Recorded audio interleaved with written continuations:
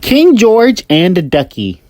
Hi, boys and girls. Bob called me selfish. I was making out my Christmas list when I got to number 73, a no pink plastic wind-up lobster to keep my blue wind-up lobster company. Bob got all huffy. He said I already had enough toys, and enough toys to keep my other toys company. I didn't get it. So Bob, instead it was time for another story. This one is about a king and his favorite toys.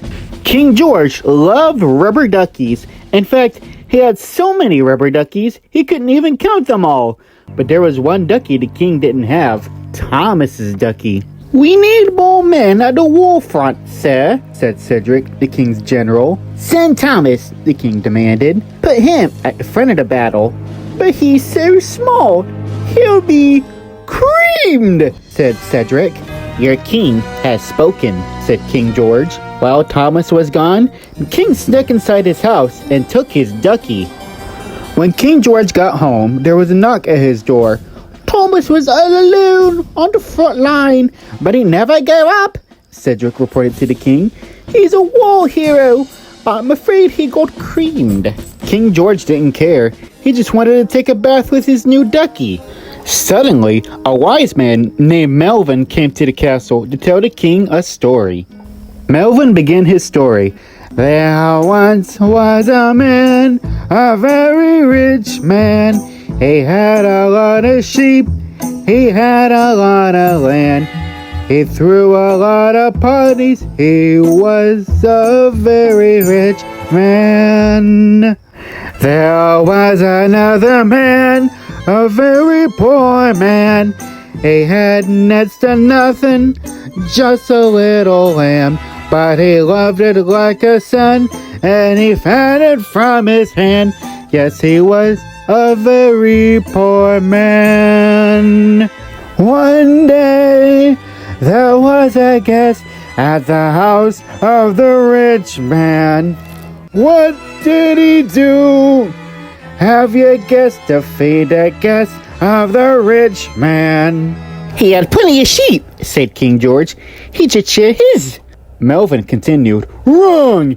He took the lamb of the poor man." "Who is this rich man who did this terrible thing?" ordered King George. "You're that man," said Melvin. "You have many duckies. Thomas only had one. You were selfish and took it." King George felt bad. "God wants us to think of others first. When we're selfish, we hurt the people around us." "What should I do?" asked King George. "Ask God to forgive you," Melvin explained. "Ask Thomas to forgive you and make it right." "Draw me a bath," said King George to his servant.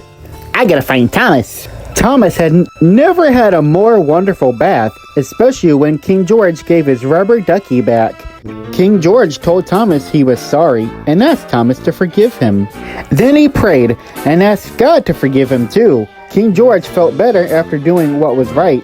From then on, he always tried not to be selfish and to think of others first. Amazing! Bob was right. I told him I was sorry for being so greedy. From now on, I'm going to share everything, even my hairbrush, although Bob wouldn't need it. I'm also planning on turning my 73-item Christmas list into a list of 73 things I can give to others instead. I think that's what God will want, because He wants us to think of others and give to others, not just think of all that we can get for ourselves. After all, God made you special, and He loves you very much. Don't do anything only to get ahead. Instead, be free of pride. Think of others as better than yourselves. Philippians 2:3.